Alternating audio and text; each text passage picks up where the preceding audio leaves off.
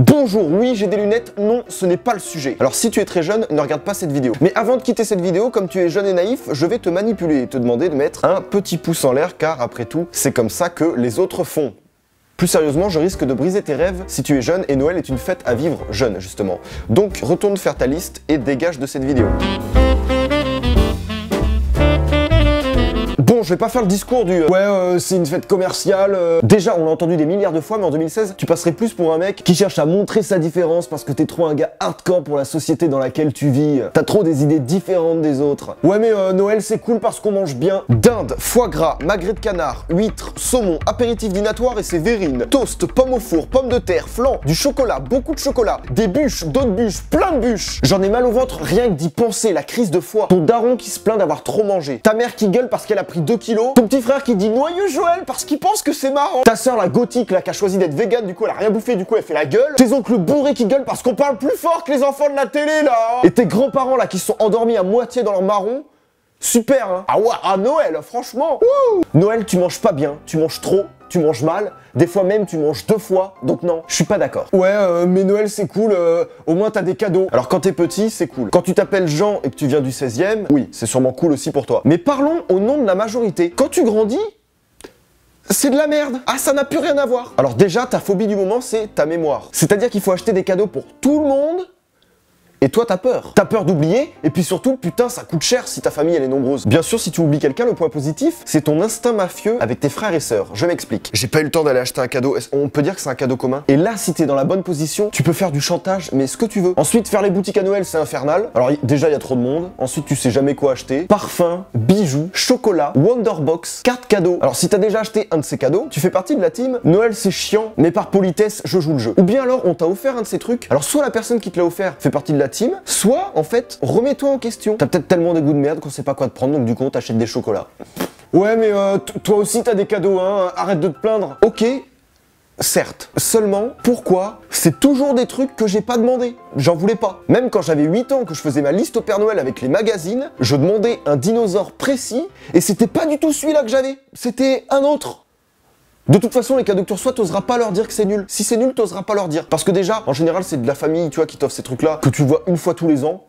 Voilà. Alors si en plus t'es désagréable avec eux, voilà l'image qu'ils vont garder de toi pendant des années. Parce que non, ils reviendront pas l'année d'après. Vu que ta mère, elle a fait cramer la dinde, que ça a été un désastre, que le repas, ça a été un scandale. Donc on fait un effort, on s'assoit à table, on se resserre un grand verre de champagne et on ferme sa gueule. Ouais, mais à Noël, tu décores ta maison et c'est joli. Alors oui. Mais non. Premièrement, le sapin de Noël. Définition de petits points, le truc le plus chiant à faire après la vaisselle et les impôts. Alors en plus, si tu prends un vrai sapin, tu fous des épines partout. En plus, le truc est lourd. Non, vraiment, rien ne vaut le sapin que tu ressors tous les ans du grenier. Le truc en plastique, là où tu retors les...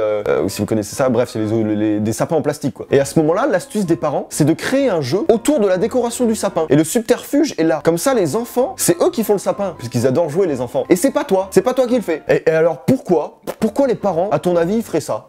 Parce que c'est chiant. Deuxièmement, les guirlandes. Définition, truc qui brille et qui consomme et qui, contrairement aux apparences, n'est pas du tout esthétique. Est-ce qu'on est d'accord qu'une guirlande c'est moche? Ouais, super chérie, et si on décorait notre maison avec de la lumière un petit peu partout? Alors t'as Frédéric, ton voisin, on a forcément un voisin qui s'appelle Frédéric, et ben lui il va faire un concours de kilowatts avec ton père. Ils vont chacun faire oh non, ma maison elle est plus belle que la tienne. Et après ton papounet, oh, bah, il te fait la morale quand tu jettes un papier par terre. Et c'est pareil pour la ville, ils t'en foutent partout. En plus les villes bas budget, c'est moche. En fait, voilà, je sais où il est le problème.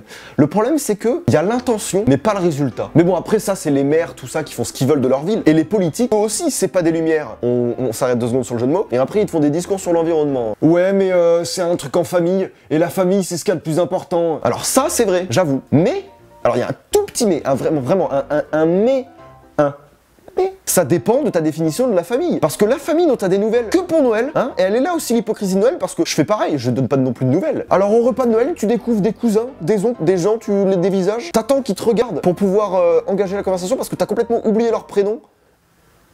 Bon là je vais peut-être un peu loin. En fait voilà, Noël c'est un Vine, c'est-à-dire que tous les ans c'est pareil, c'est les mêmes questions en boucle. Alors et toi à l'école Et toi du coup maintenant tu fais quoi Tu fais toujours du foot? Et alors tes problèmes au dos, ça va mieux depuis la dernière fois? C'était quand? C'était il y a 3 ans. Et puis de ton côté, bah toi tu réponds ah ouais c'est cool. Quand ils te racontent leur vie, mais tu t'en fous en fait, tu t'es pas soucié une fois deux dans l'année. Sur le moment ça t'intéresse, mais non. Avant tu non. Et c'est ça aussi l'hypocrisie de Noël. Bon, c'est la même pour eux aussi, hein, je te rassure. Hein. C'est ça aussi l'avantage de Noël, c'est qu'ils s'intéressent à toi qu'à Noël. Mais voilà. On s'intéresse à toi au moins. Ouais, mais quelques jours après, il y a le nouvel an, donc ça s'enchaîne, c'est cool. Non, d'ailleurs parlons de Noël et sa place dans le planning de la vie. C'est juste trop mal réparti. On a grave de fêtes en fin d'année, et genre tu dois attendre après 1 an sans fête, avec pas beaucoup de choses, pour re-avoir des fêtes. Alors imagine ceux qui sont nés en décembre. Voilà, ils font tout d'un coup et après plus rien de l'année. Bah super. Si c'était un petit peu réparti, ça serait plus stylé.